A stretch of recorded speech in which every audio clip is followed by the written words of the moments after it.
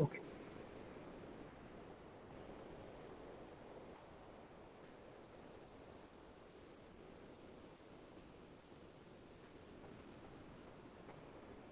Okay, so the essay begins with a section called aphasia as a linguistic problem.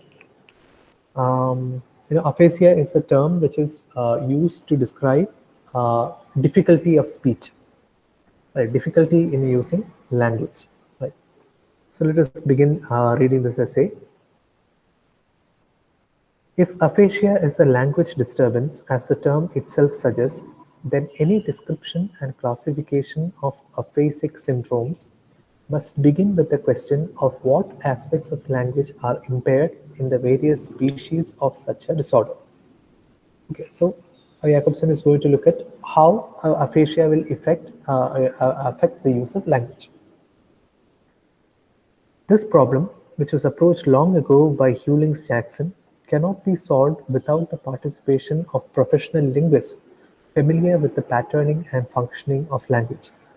To study adequately any breakdown in communications, we must first understand the nature and structure of the particular mode of communication that has ceased to function. Linguistics is concerned with language in all its aspects: language in operation, language in drift, language in the nascent state, and language in dissolution. At present, there are psychopathologists who assign a high importance to linguistic problems involved in the study of language disturbances. Some of these questions have been touched upon in the best recent treatises on aphasia. And yet, in most cases, this valid insistence on linguist contribution to the investigation of aphasia is still ignored. Okay. So Jacobson is beginning with a kind of a complaint. He says that whenever we try to study language, um, you know, uh, we most often we do not look at the kind of evidence that is available from aphasia studies. Studies of language defects. So this was during Jacobson's own time. Nowadays, due to the work of Jacobson and others like him, we base our linguistic studies on these kind of observations. But during Jacobson's time, language study was mostly limited to the study of written text. Right? When people used to study languages, they used to study the grammar of a language. They used to construct various kinds of explanatory textbooks in order to say how a language works. But they did not really look at evidence from sources like uh, studies of aphasia. Okay. So that is why Jacobson is now saying that we need to look at this evidence, the evidence that is available from aphasia studies. For instance, a new book dealing to a great extent with the complex and intricate problems of infantile aphasia calls for a coordination of various disciplines and appeals for cooperation to otolaryngologists, pediatricians, audiologists, psychiatrists, and educators. Okay, so he says whenever we write any kind of new book or any kind of new study on aphasia, we need to have a coordination between various kinds of scientists. And we need to look at, otolaryngologist. Who's an otolaryngologist? Otolaryngologist is what we call an ENT doctor, right? Somebody who studies the ear, nose, and throat, right? The speech and hearing. The scientists who study speech and hearing. We also need pediatricians because we are studying infantile aphasia. This particular book, this is an example that Romani Jacobson is giving. If we are trying to study infantile aphasia, that is language problems experienced by children, we need to have a coordination between various kinds of scientists and also educators. Okay. But the science of language is passed over in silence, as if disorders in speech perception had nothing whatever to do with language. Okay, so linguists are not involved. Okay, whenever these kind of studies are performed, we don't we don't look at linguists, the contribution made by linguistics, and that is what is making Roman Jacobson very concerned. Right? He wants all these fields to be interconnected in order to understand more about language, speech disorders, etc. Okay. This omission is the more deplorable since the author is director of the Child Hearing and Aphasia Clinics at Northwestern University, which counts among its linguists Werner F. Leopold, by far the best American expert in child language. So these are all, kind of a personal accusation against somebody who wrote a book where linguists were not involved in the study of such language difficulties. So let us skip over that, not relevant to our study. Okay. The linguists are also responsible for the delay in undertaking a joint inquiry into aphasia. Nothing comparable to the minute linguistic observations of infants of various countries has been performed with respect to aphasics. Nor has there been any attempt to reinterpret and systemize, from the point of view of linguistics, the multifarious clinical data on diverse types of aphasia. These are all shortcomings of the field, right? There hasn't been any global study of infantile aphasia. There hasn't been any coordinated effort in order to bring all these different clinical data on aphasia together. Partly, this was not very easy back then because they did not have things like the internet. They did not have, uh, you know, uh, communication means like email and various kinds of academic networks. Okay. So during that time, it was very difficult to coordinate data on various kinds of aspects of a problem.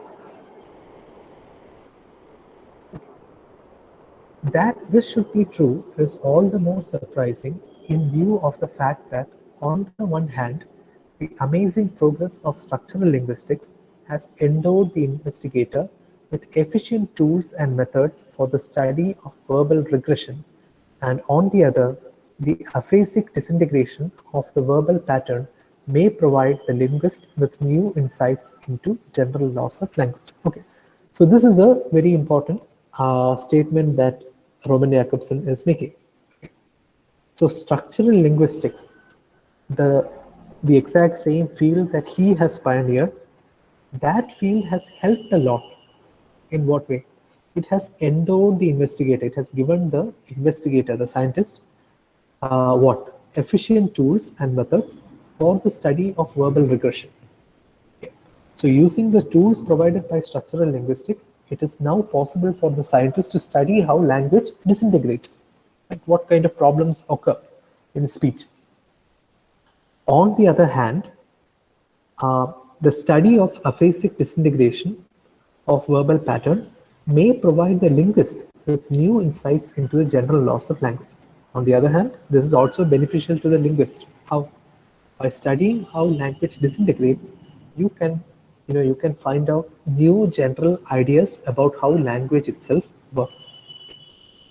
So this is a very important sentence. Let me just see if I can highlight it as I go. Um, okay, just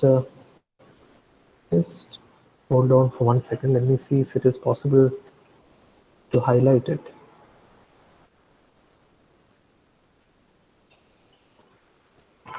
Because it is probably easier if I highlight it now itself rather than wait for some other time, and then I will have forgotten everything about this and I'll have to read the essay once more. Reading academic essays is not a task which one looks forward to, right? It's best avoided if possible to avoid. So yeah, let me just share another window where it is possible to highlight. 1 second. I will stop sharing this for now. And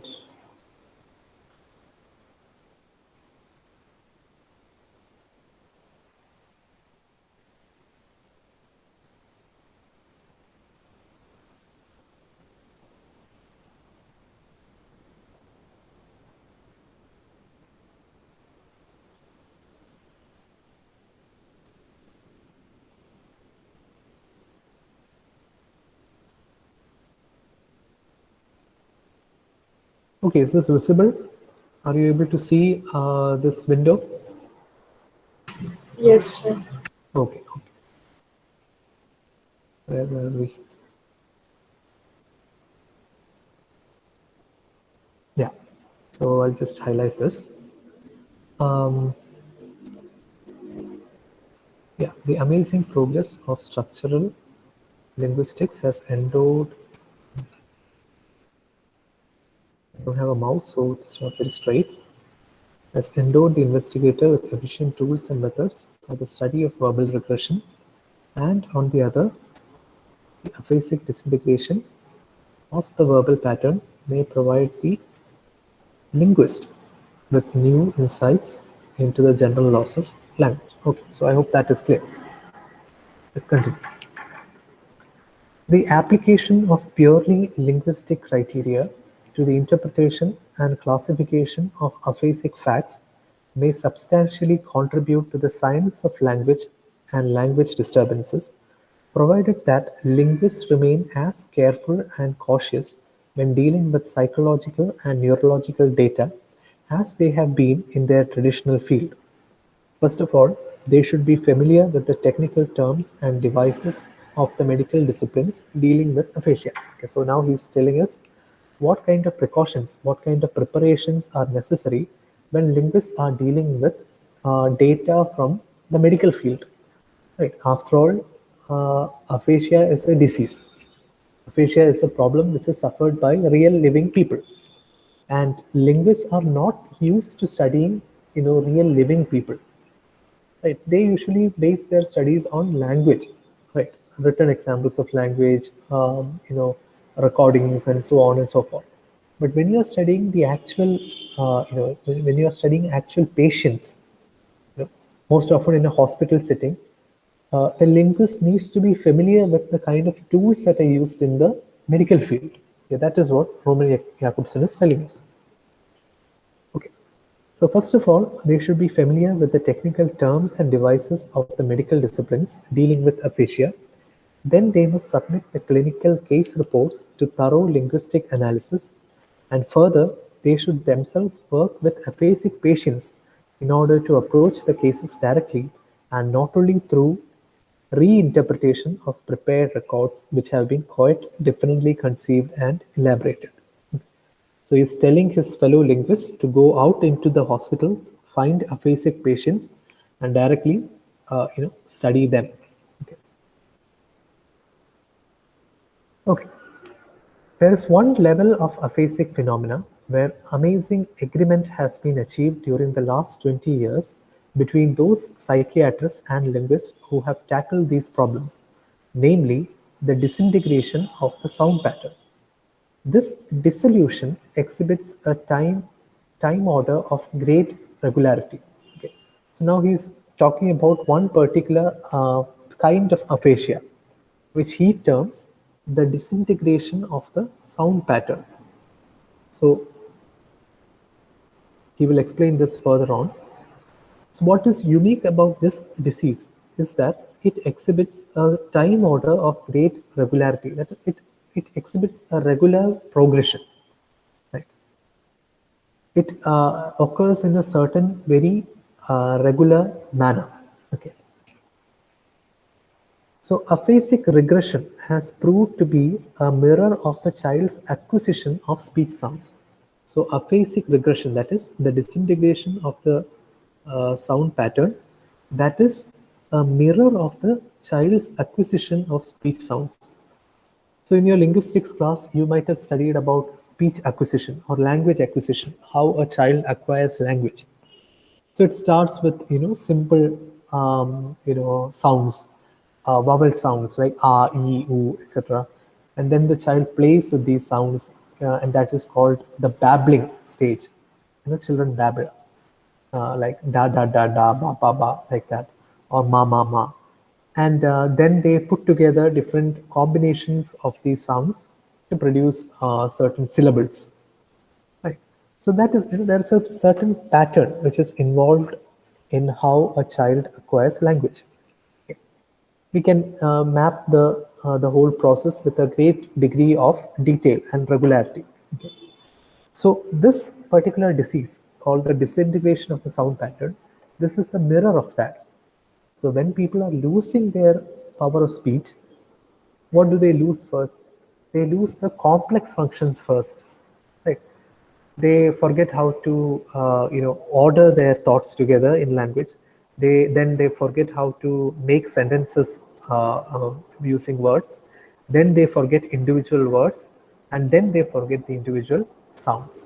Okay, so just as a mirror image, just in the opposite, direction. That is how the loss of sound pattern happens. It shows the child's development in reverse. Furthermore, comparison of child language and aphasia enables us to establish several laws of implication. Okay. Implication is a kind of a linguistic term, right? That is, when you use language in order to imply something. Implication is the opposite of directly stating something, right? Uh, to imply something is to convey a meaning without directly using words. Something like what we encountered in Catherine Belsey's essay, in which Catherine Belsey says there is some kind of a intersubjective communication between the author and the reader without using language, right, which bypasses the language. That is a kind of an implication, right? Okay. So this search for the order of acquisitions and losses and for the general laws of implication cannot be confined to the phonemic pattern but must be extended also to the grammatical system. Okay, so just like we study implication and the disintegration of sound pattern, implication here, this one, and the disintegration of sound pattern using aphasia, using studies of aphasia, Roman Jacobson is telling us that we should also study the grammatical system of language using aphasia. Okay, so this is the main point that he is making in this paragraph. Right? He says, just like we study implication, just like we study disintegration of the sound pattern, we should also study grammatical system. That is something that has been left out. Only a few tentative trials have been made in this direction, and these efforts deserve to be continued. All right. Okay, now we come to the second section of this essay, where Jacobson is going to discuss the twofold character. The twofold character. Twofold character, what does it mean? It means some kind of a duality, right? A dual nature.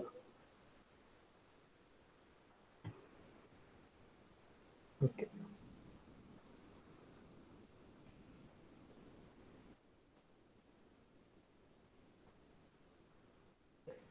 So Roman Jacobson is going to tell us about how there is a kind of a duality of language. All right. Let's read this section. Speech implies a selection of certain linguistic entities and their combination into linguistic units of a higher degree of complexity. So this first sentence is very important. Okay. What does speech imply? What is the meaning of speech? Speech involves two processes. One is a selection. It involves a selection of certain linguistic entities, certain linguistic things. Entity simply means a thing. Okay. And then what does it involve? It involves their combination. Okay. So selection and combination. These are the two processes that are involved in the making of speech. Okay. So speech implies a selection and a combination into what? Into linguistic units of a higher degree of complexity. Okay, so we select and combine things that are not complex in order to make extremely complex things. This is how speech works. We select speech sounds in order to make words or syllables that are complex. We select syllables to make words. We select words to make sentences. We select sentences to make ideas. All right. So this kind of selection and combination, these are the two main processes that are involved in making speech.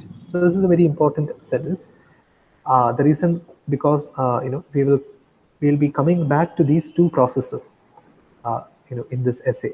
We'll be referring back to how these processes function as we read this essay. At the lexical level means at the level of words. Always remember that lexical means at the level of words. Okay, lexical. The level which is lower than the lexical level is called the phonemic level or the phonetic level, the level of sounds.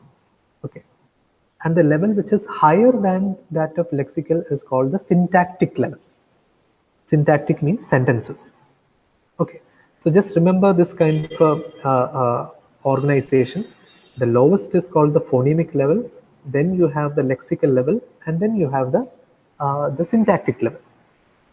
Even higher than that, you have something called the semantic level, which concerns the overall meaning. Okay, so we will not go into the semantic level now, but just remember how linguistics is organized. Whenever we are looking at the sounds, we are looking at the phonemic level. Then if we are looking at words, lexical, we are looking at sentences, we are looking at the syntactic level. Okay.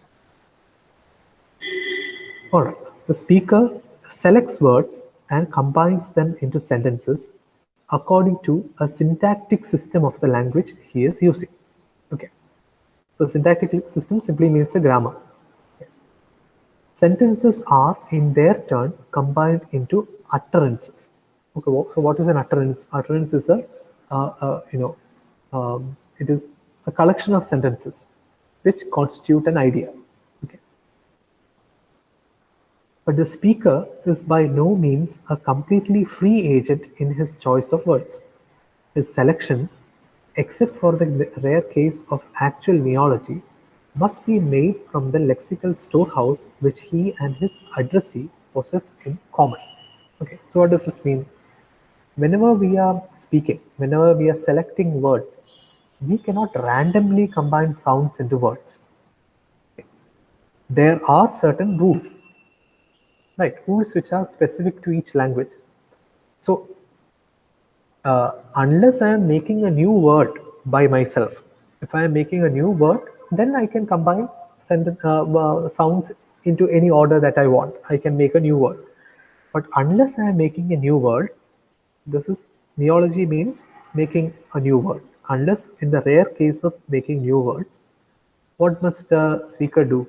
The speaker must select certain elements which are already there in the lexical storehouse. Lexical storehouse means the kind of repository of words that are in any language, the collection of words which make up any language. You must select from that, let us say, a kind of a dictionary.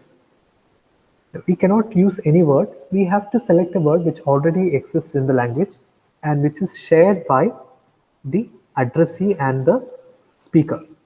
Right. So any speaker must always select. Selection is involved. We are coming back to the idea of selection.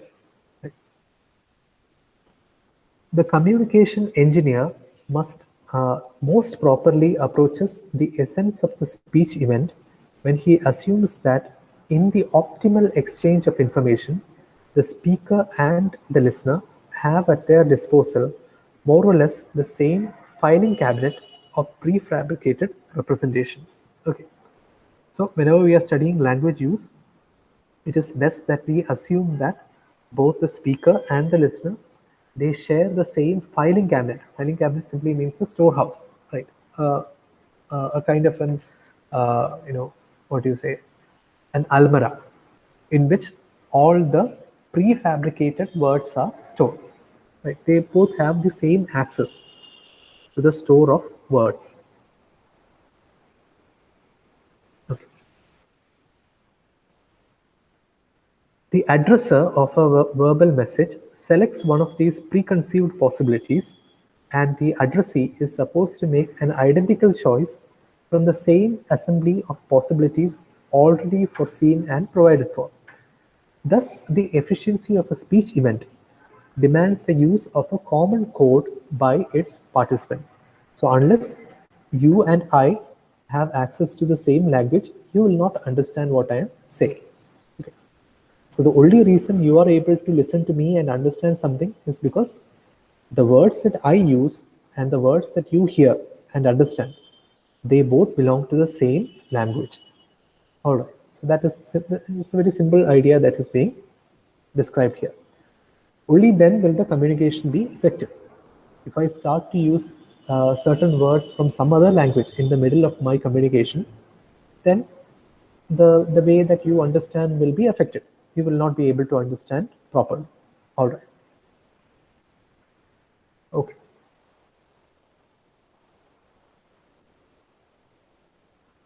Okay, we get an example from Alice in Wonderland by Lewis Carroll.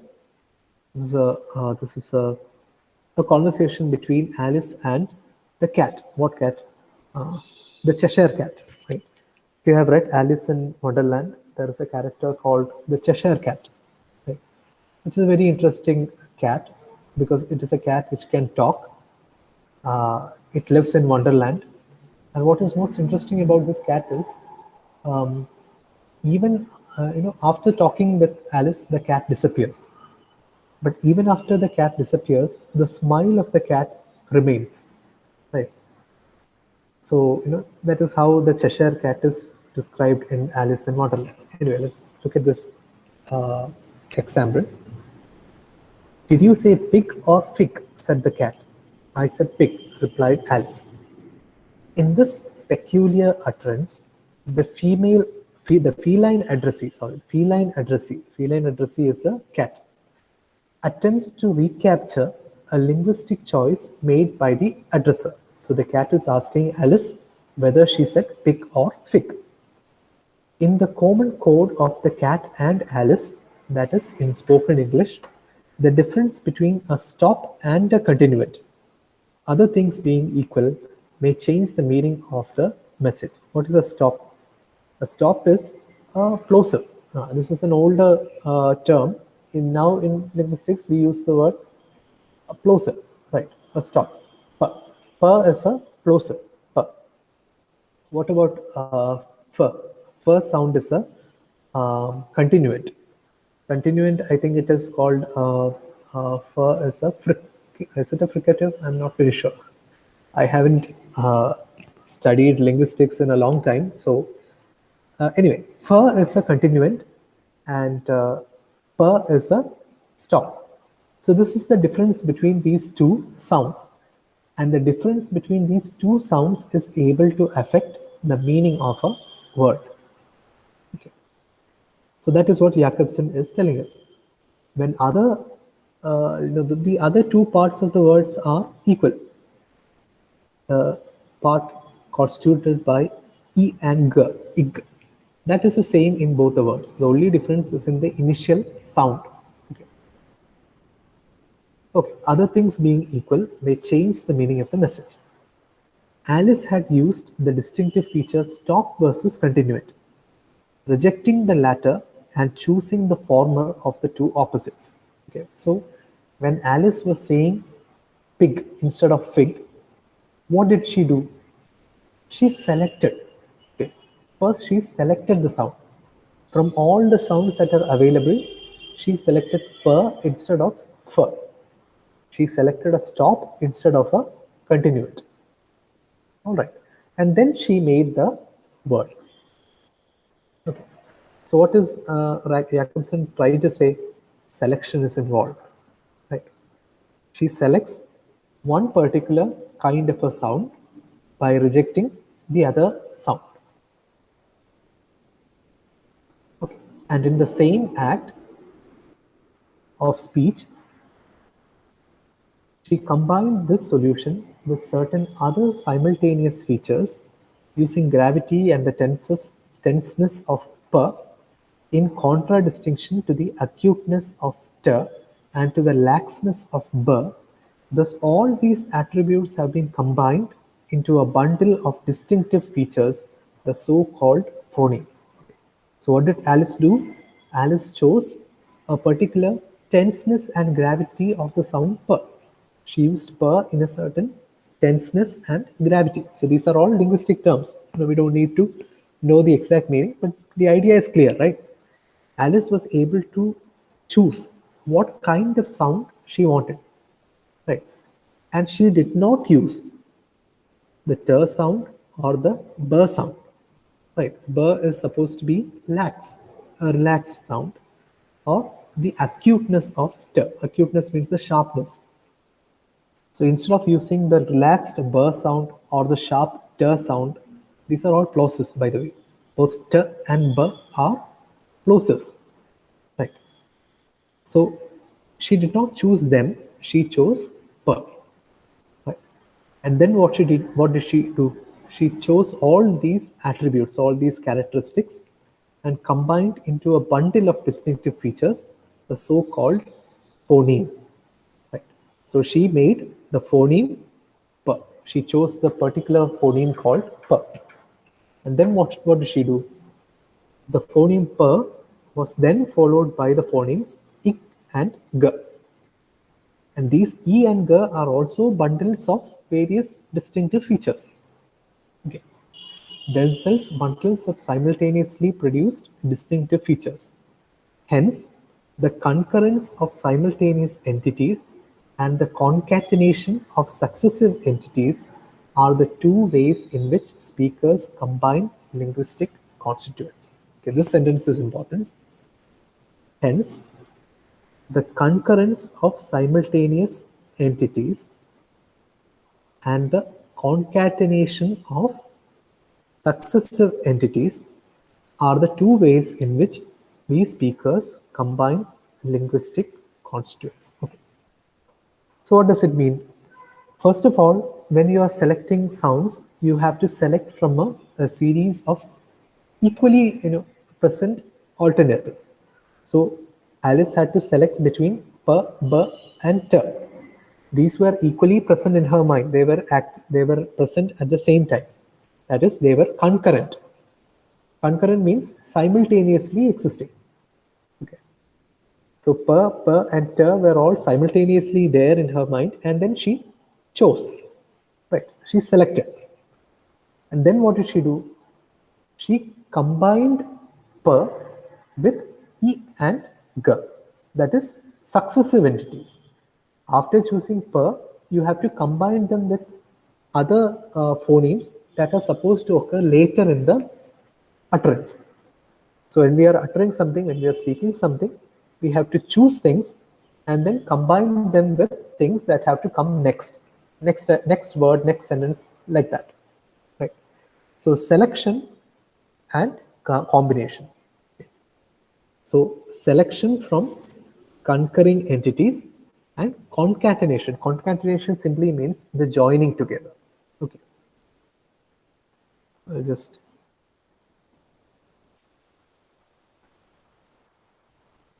selection from simultaneous entities, and then you have combination. Combination of successive entities. Entities here simply means things. Things that occur at the same time you select, and then you combine things that have to occur later together. It is like stringing. Imagine that you are making a string of beads. Right? It's like you are making a long necklace using beads. Right? First, you have to select. All the beads will be there simultaneously in front of you. Blue colored beads, red colored beads, green colored beads. All these will be there, and you select. Right? You select from all these things that are equally there, and then you put it into the string one by one, and thus you make the necklace. Okay, same process. All right. Neither such bundles as per or fur, nor such sequences of bundles as pick or fig are invented by the speaker who uses them. So these are not made by Alice. Alice did not invent these things. Neither can the distinctive feature stop versus continuant, nor the phoneme p, per occur out of a context. Okay, so these has to, this kind of a condition, stop or continuant, that has to be chosen within a word. It has to occur in a context. Without a context in which we select, it has no meaning. Unless you want to say pig instead of fig, you cannot choose a stop per over a continuant fur. It is only because you want to express the idea in pig that you are making the choice. Okay. So two features. One is these are not invented. Okay. These are not invented actually. Uh, Not invented, and also they cannot exist out of a context. The stop feature appears in combination with certain other concurrent features, and the repertory of combinations of these features into phonemes such as p, b, t, d, k, g, etc. is limited by the code of the given language. Okay. The code sets limitations on the possible combinations of the phoneme per with other following or preceding phonemes. Okay. So it is the language which decides how these sounds, phonemes can be combined together. So in English language, there are only certain kinds of combinations that are possible. Okay. Certain other kinds of combinations are not possible in the English language. So it is the language which determines what is possible or not possible. And only a part of the permissible phoneme sequences are actually used in the lexical stock of a given language. Okay.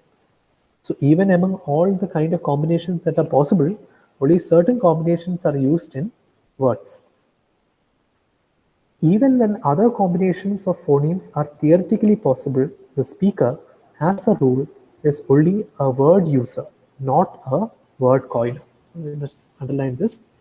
Even though the speaker can combine, theoretically, the speaker can combine certain phonemes in whatever way that he or she wants, but usually the speaker simply combines phonemes in certain in certain combinations that are present in the language, in words. So the speaker is a word user, not a word coiner, somebody who makes new words, right?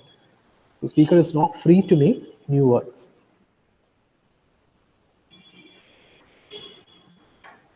When facing with individual words, we expect them to be coded units. In order to grasp the word nylon, one must know the meaning assigned to this vocable in the lexical code of modern English. So in order to know a word that you are hearing, you should know its meaning, the meaning that is randomly associated with this particular word. So in any language, there exist also coded word groups called phrase words. The meanings of the idiom, how do you do, cannot be derived by adding together the meanings of its lexical constituents. So now Jacobson is talking about idioms. What are idioms? Idioms are certain common combinations of words which have a particular meaning. And this meaning is different from the sum of the combination of the individual meanings of the words. So how do you do is a very good example. How do you do? If you take the meaning of these individual words together, then it doesn't have any particular meaning. But when you say, how do you do, to somebody that you see, while walking down the road, right? That is a greeting. It has a certain meaning. Okay. The whole is not equal to the sum of its parts. Okay. The meaning of the whole phrase, the whole idiom, is not equal to the sum of its parts. Those word groups which in this respect behave like single words are a common but nonetheless only marginal case. Okay, so this is also something that you find in language. Right? Whole groups of words act as a single word. Okay? In order to comprehend the overwhelming majority of word groups, we must be familiar only with the constituent words and with the syntactical rules of their combination. Okay. So, in order to understand how these words are used in the language, we need to be aware of the individual words. We should know these individual words, the constituent words, and we should also know how they can be combined. So these are two things that we must know in order to use a language. Right? We should know the words, and we should know how to combine them. Okay.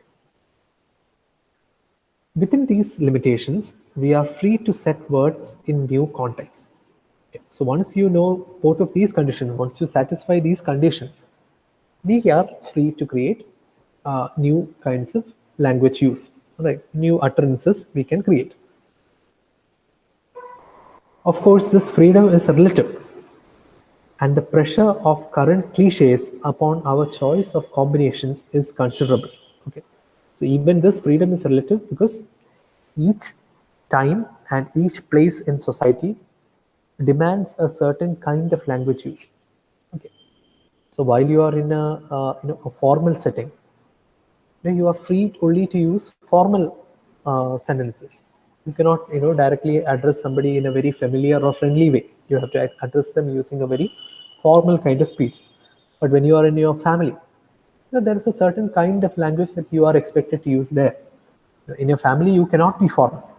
If you're being very formal to your father or your mother, they will think that there is something very wrong with you. Right. So our context, right, the social context also plays a role in helping us choose what kind of language use we are making.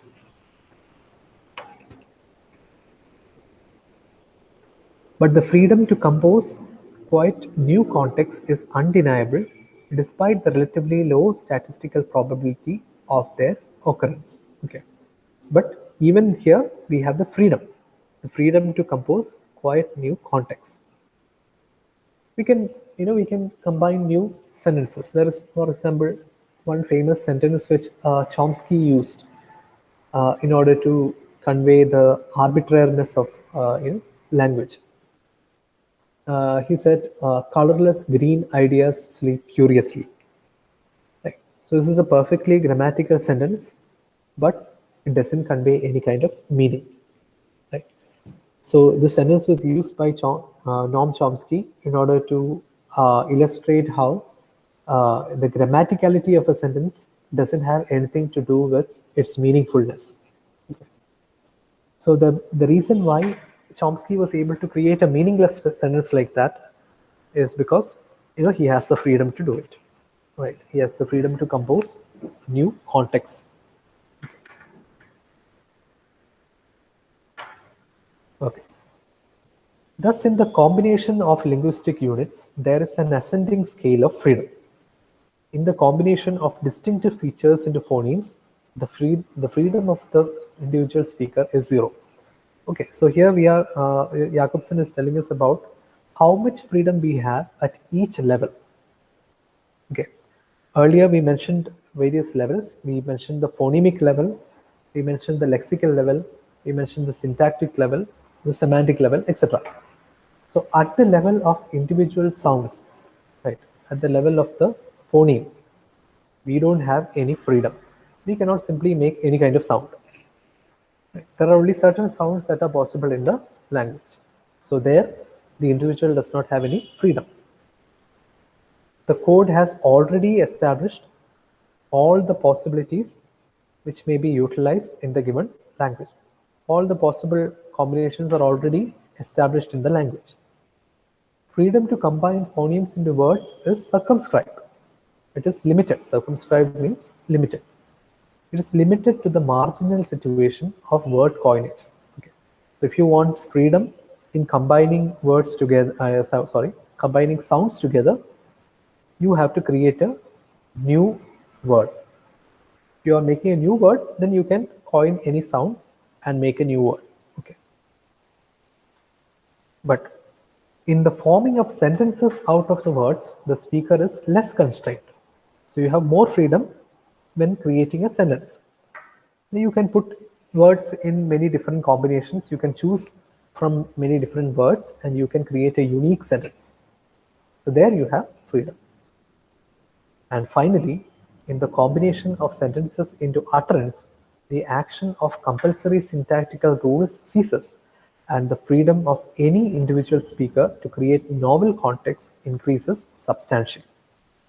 Although again, the numerous stereotyped utterances are not to be overlooked. Okay. So finally, at the final level of the syntactic level, or the semantic level, at the level of combining sentences together, the individual speaker has a lot of freedom. Right. All right, so now we come to one important idea of the essay, something that we have already seen. Any linguistic sign involves two modes of arrangement. Okay. Any linguistic sign involves two modes of arrangement: combination and selection. Okay, we saw this earlier. Whenever we are making a linguistic sign, we are using two types of activities: combination and selection. So let's read these two ideas. When is the next session supposed to begin for you? So 12:15. 12. Okay, so I'll just read these two things and then we'll stop. Okay. So combination first. Any sign is made up of constituent signs and or occurs only in a combination with other signs. Okay. So whether we are talking about a word, whether we are talking about a sentence, whether we are talking about an utterance or a novel or a poem or anything, any use of language is made up of certain constituents. Okay, so a word is made up of sounds, a sentence is made up of words, an utterance is made up of sentences, a discourse is made up of utterances, a novel is made up of many different discourses. All right, so like that, any sign is made up of constituent signs and or it occurs only in combination with other signs. This means that any linguistic unit at one and the same time serves as a context for simpler units and or find its own context in a more complex linguistic unit. Okay, so what does that mean? Let us take one random word. Let us take a word like with. Okay, if we look at this word with, this with contains many different sounds. It contains w, e, th. Right. It contains three different sounds. Right. So this word is a context within which these three sounds are combined. All right. This word is a context within which it serves as a context for simpler units. Okay. So this word is a context within which simpler units called sounds are combined. But what about with itself? This with is located in a larger context called a sentence. See, this with is actually located inside a sentence. So this with can find its own context in a sentence, while it itself is a context within which simpler things are united together. Okay, I hope that is okay. Okay. Yeah, it at the same time serves as a context for simpler units or finds its own context in a more complex linguistic unit. Hence, any actual grouping of linguistic units binds them into a superior unit. Combination and contexture are two phases of the same operation. So whenever we combine something together, right, we are creating a context for simpler things. What is a context? You can just understand a context as a container. Okay, so any word is just a container for sounds. Similarly, any word is located in a larger container called a sentence. Okay, so this kind of contexture, this idea of putting something into a container and combination, they are two phases of the same operation. Whenever we are combining something, we are also creating a container. We are also creating a context. All right. What about the second process, selection? A selection between alternatives implies the possibility of substituting one for the other, equivalent to the former in one respect and different from it in another. Actually, selection and substitution are phases of the same operation. Okay. So what about selection? We are also free to select words, just like Alice selected pig instead of fig. Okay. So both fig and pig are words that are equivalent in certain ways. They have certain similarities, but also there is a difference, right? So among a group of similar but different elements, selection is possible. It is possible to select from a group of elements which are similar in certain ways. Both pig and fig are both nouns, right? Because they are both nouns, because they are similar in certain ways, wherever pig sits, wherever pig is there in a sentence, it is possible for us to substitute pig with fig, right? Because they are similar in certain ways, they are equivalent. But at the same time, when you do that substitution, you are changing the meaning. Okay, so selecting from a group of similar yet different words and also substituting one word with another, these are all, these both of these things are parts of the same operation. Okay, so what does selection involve? Selection involves both selection and it also involves substitution. So whenever you are selecting a word, you are substituting all other possibilities with this particular selection. So instead of selecting any of the other things, you are selecting one particular word. Okay. So just keep both of these two things in mind, combination and selection. These are the two main processes that are involved whenever we are using language. Okay.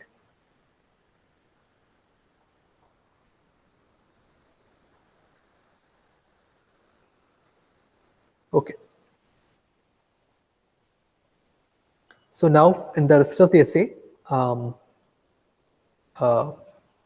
Jacobson will tell us about the significance of these two processes, selection and combination, and also he will tell us about the kind of speech defects, aphasia, the two different kinds of aphasia that are observed in human beings, and he links two different kinds of aphasia with these two processes, one with the selection process, one with the combination process. Okay, so when the selection mechanism in our brain is damaged, we experienced one kind of aphasia. When the combination process in our brain is damaged, we experience a different kind of aphasia. Okay, so by studying people who suffer from these two different kinds of aphasia, Roman Jacobson is going to tell us about the two different aspects of language, the metaphoric aspect and the metonymic aspect. So we'll read that in more detail in our next class. So yeah, quickly, if you have any doubts in this section that we just discussed, you can ask me. If you have anything that needs more clarity, you can ask me now.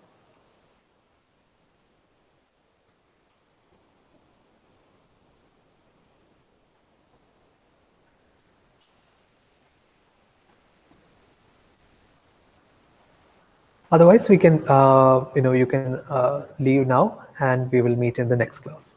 Okay. Sir, Yeah, Albina.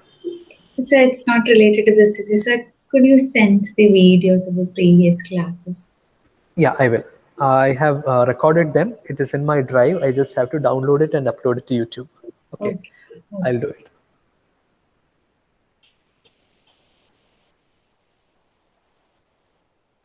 Okay, then I'll see you in the next class. Thank you, sir. Thank you.